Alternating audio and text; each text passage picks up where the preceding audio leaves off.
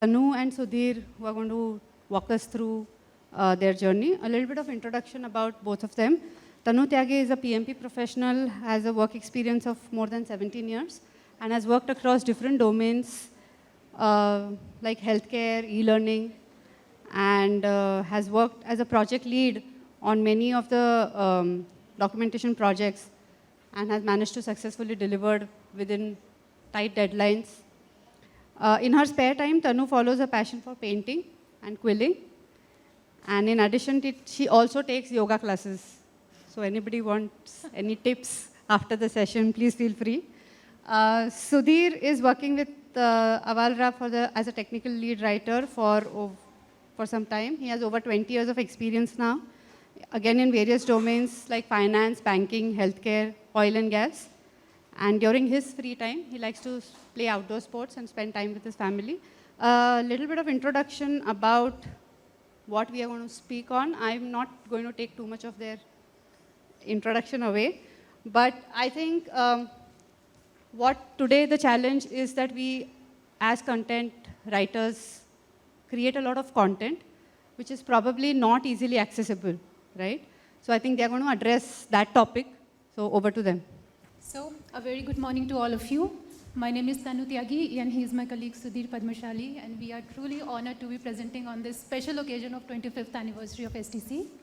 So, our topic is about in-product user assistance, in short IPUA, which is a step beyond context-sensitive help. So, let me quickly run you through the agenda. So these are the points that we will be covering today, starting with the common challenges in the industry, which are basically the pain points of our end users. And I'm sure as we run through the entire PPT, I'm sure you will be able to relate all those points within your organization. And maybe you are maybe facing that problem currently, or might have implemented some solutions to that. So, and the entire, the points that we'll be covering, it would be in context of Avalara as in our organization, our journey, but I'm sure you'll be able to relate as we run through the presentation. So, we'll start with the common challenges, followed by introducing you to IPUA, what IPUA is all about, followed by how we resolve these challenges, what were the pain points of our customers, and how we resolve those challenges within our organization, the benefits that we obtained, our team behind it, because it's a team of multiple stakeholders from different domains. So we collaborated together to make this happen, and it was actually a huge success in our organization. The workflow that we followed by a proper example that will show you the proper live screen in which we have implemented IPUA, and then we'll take all the questions. So let's get started. Common challenges in the industry. Okay, so now, let's assume this circle as the pool of your help content. Now, when I say help content, if the customers get quickly onboarded using a particular product, then we add videos, and we have info tips, like our UX writers write info tips, as in some help content within the UI elements.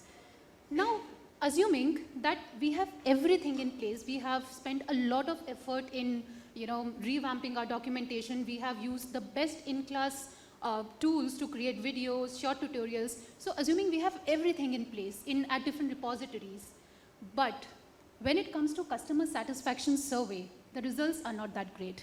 So it lies somewhere between this bracket. I'm sure you guys are able to relate to it. So it barely touches the yellow bar also.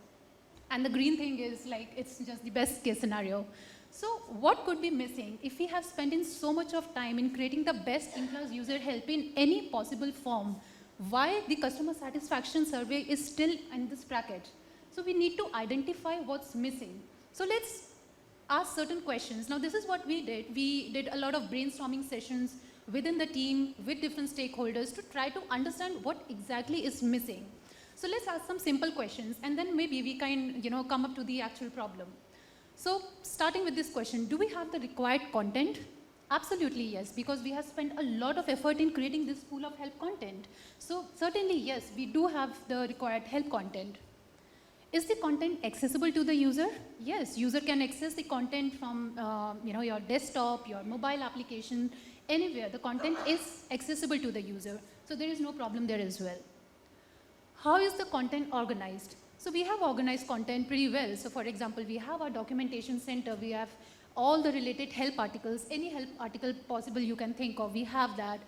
We have the videos uploaded on some intranet site or any Confluence, depending upon our organization structure. So we have all the relevant videos available. We have all the relevant tutorials available.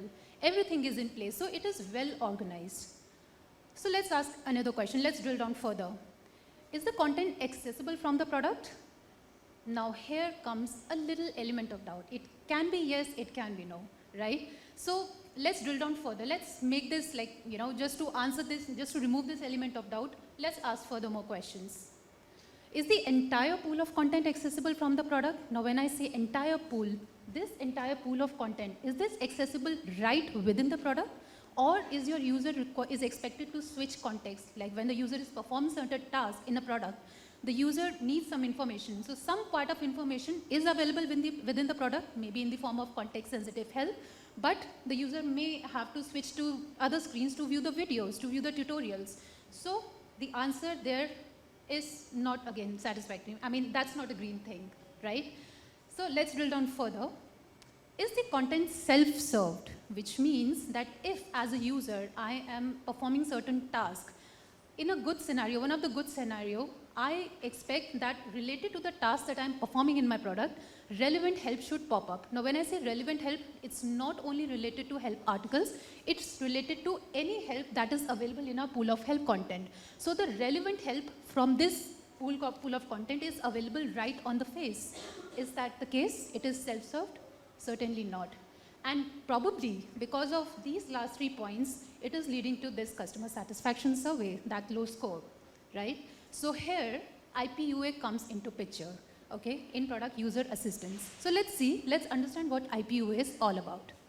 So starting with, what is IPUA?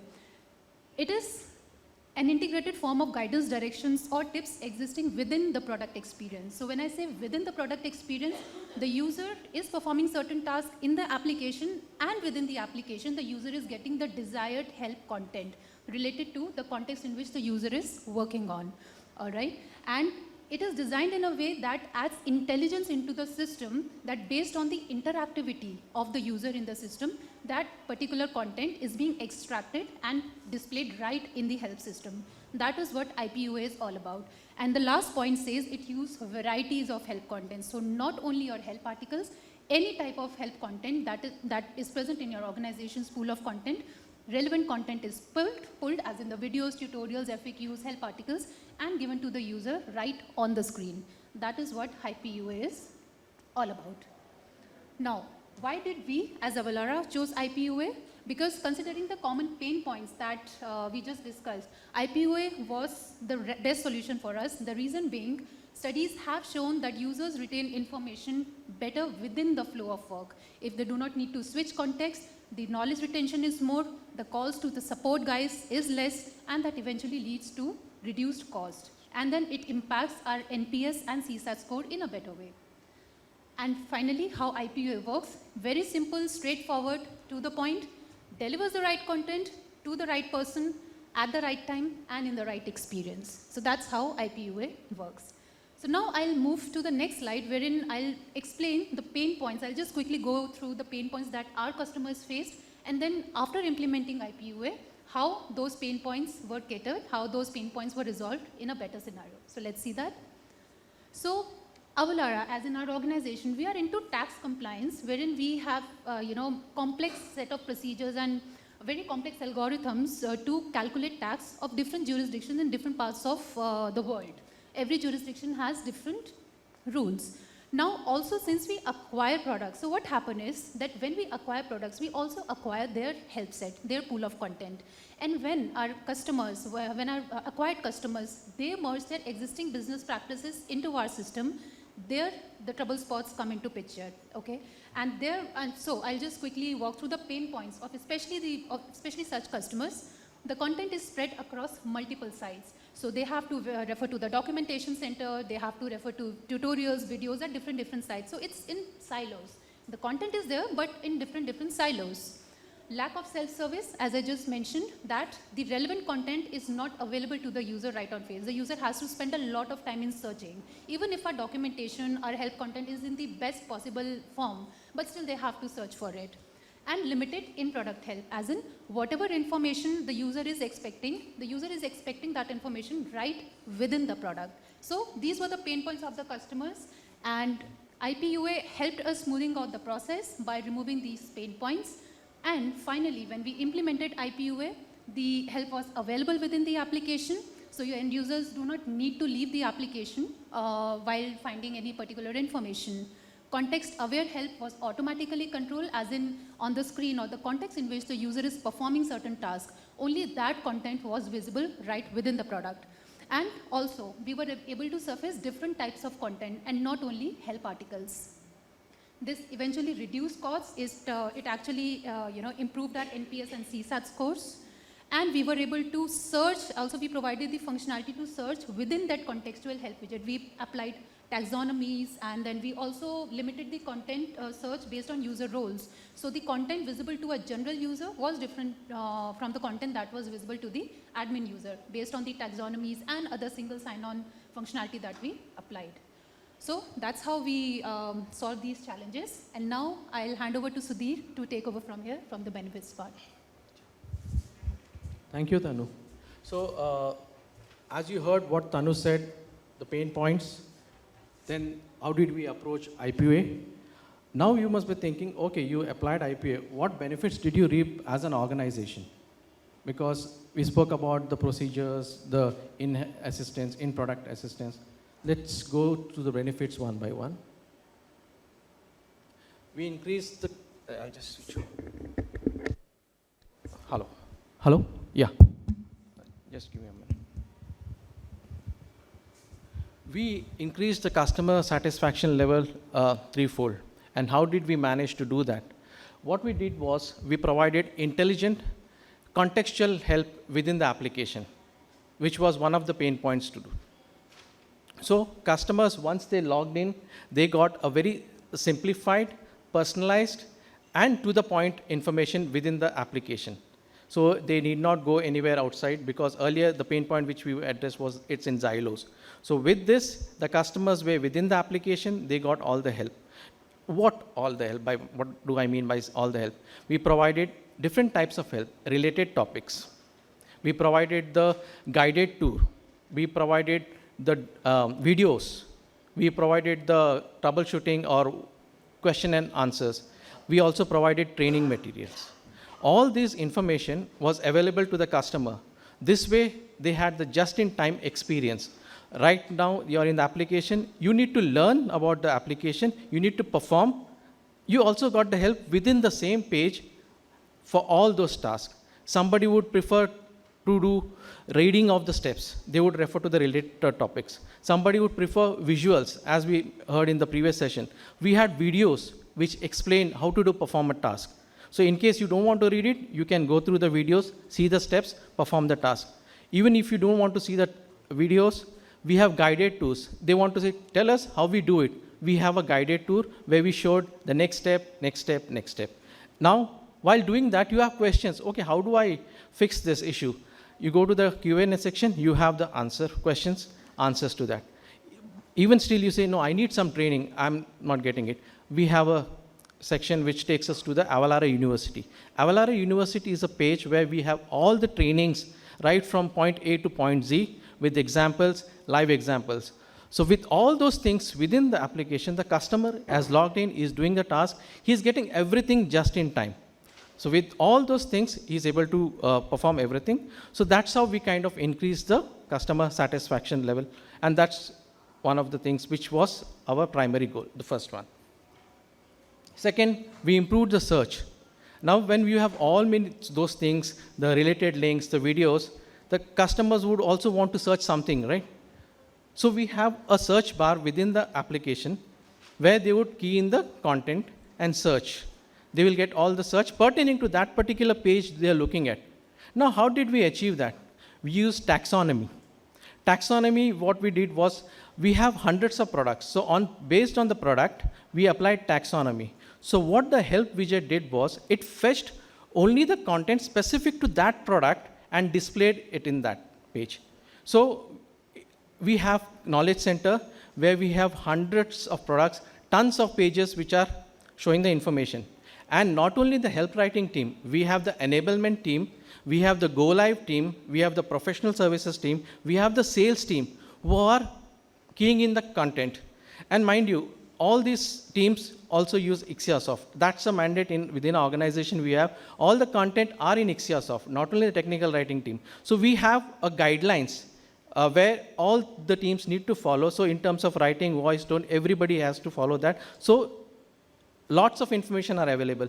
So using taxonomy, that information is fetched and displayed for that particular customer. Again, it is related to the logins, the subscription which they have subscribed. Because if a customer has subscribed for a product, they would want to see the help, the information pertaining to the product they have purchased. I cannot just show all the other information which is not related to them or not relevant to them. So I'll only show those information which are pertaining to those customers. What did this do? This kind of reduced the customers. I mean, reduce the cost in terms of the support calls. Earlier, what used to do, they used to find, okay, I don't have the help. Raise a support ticket, it used to go. Then they say, okay, this information is available in the knowledge center, they will share the link. So the information was available because it was in silos and it was spread across, and when they did a search, it displayed information from different products. They're finding it difficult from the search result. So with this IPUA, the relevant information came up. So the calls which went to the support team reduced drastically. So with, just a moment, with limited support, what had happened, we have products which require customers to do onboarding themselves. Once they subscribe a particular product, they need to perform certain steps of onboarding, self-onboarding. So that self-onboarding, they used to refer to the IPUA, do the steps A, B, C, and move forward. In case they got stuck, we had the different options, as I mentioned, the videos, the Q&A, the training Avalara University to help them process the next steps. Thus, the calls to the support team reduced drastically. And finally, with all those things coming into the picture, the customer satisfaction, the better search, reduced cost, it improved our customer satisfaction, which in turn eventually basically improved our net promoter score, the NPS. So to do all those things, it takes an entire village. As Tanu mentioned in earlier slide, it is not just one person's team. We have a whole lot of team within the organization. We have the product team, we have the product teams, the product managers, the program managers, the information architect, the help writers, the UX writers, and the development team who are going to implement this particular. So this is the entire set of team who are involved in this IPUA. So IPUA is not only a kind of a technical writers team driven, but it's an organization-wide activity which involves everybody. So to do this, we had to set up a workflow, because with so many teams managing, coming up with content, setting up the process, it's not easy. So we had to define a workflow for that. So how did we do that? Here you see two aspects, help content and the info tip. So because we have help writers, UX writers involved, so we created separate process for the help content. So how did this evolve? So we have quarterly plannings. So in that planning, the product managers, the information architect would come and look at the application. Okay, this is analytics, this is the feedback we have received from the past customers, customer satisfaction has gone down. Okay, let's introduce IPUA. Once that decision is taken, then what happens? The program manager comes into the picture. They create the Jira ticket to take up this task for that particular quarter, and it is assigned to the help writers. Once the information comes to the help writers, they start interacting, preparing the content for those. In Ixiasoft, we have the table of contents created, structured, review, everything goes into the process. Once that is done, they have to do the content mapping with the application. When I say content mapping with the application is, we have applications running on our development side, QA side, sandbox, and eventually the production. So we have different URLs which are there. So each URL is mapped, and which are the help contents, videos, Q&A, which has to be displayed are kind of mapped in that spreadsheet. Once that information is available, what we do, we share it with the information architect. Information architect will use the tool, take this information, put it into that tool, create a JSON file. Once that JSON file is created, that information is passed on to the development team. They will integrate that entire JSON file into the application and see the IPUA starts displaying in the application. Once the initial testing is done that, okay, it's working fine, they update the Jira ticket to inform the help writer that I have implemented. You can do your review and do the testing.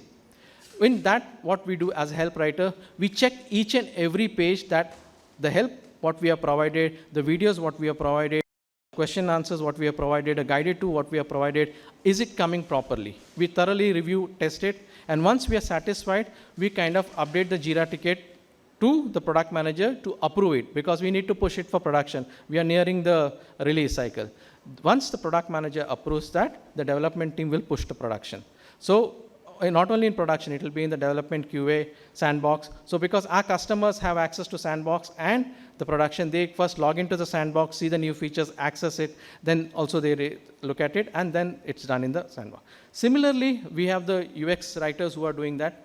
We do the same process. It's decided that you have a UI which you need to update. Tickets are created. They will go and create the UI text, info tapes, everything, and then it is pushed to the development. The same process is followed. So this is basically the workflow which we followed to implement the IPUA in our organization.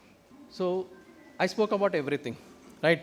All those things. This is the application which you see. So on the left-hand side is the application, and on the right-hand side is the IPUA, which has the related articles, which has the related videos, the guided help, the release notes, also information, because this may be an existing information. What changes you did to that is available in the release notes. What's new? It may be a feature where few fields are added. So specific information is provided, the Q&A. So this is the screen, and depending upon, and again, mind you, this information is pertaining to the existing page where you are. It's not something else. It's to the page. You search for the information. It'll bring out information from all the content generated by the enablement, the go-live team, the professional services. So everything comes in the search result. Everything is available out there. I'll give a moment for you to kind of go through this. Thank you so much.